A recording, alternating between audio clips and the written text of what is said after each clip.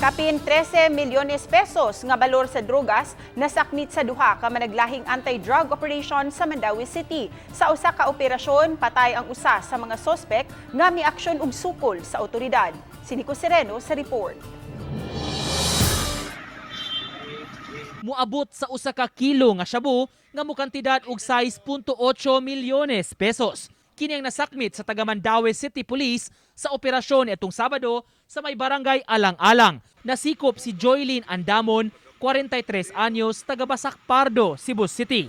Apan giingong mag-supply sab sa silingang mga dakbayan.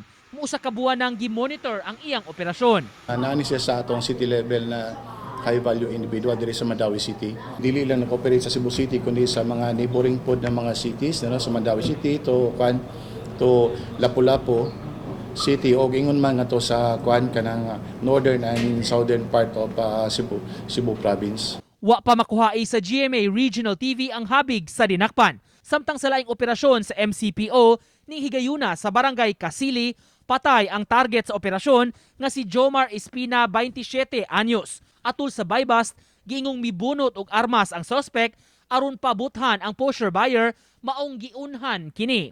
Nakadagansab ang kauban sa suspechado nga maoy nag-drive sa motorsiklo nga padayon pa nga gipangita karon. Nagduda siguro ni si Jomar nang iyang ka-engage is police.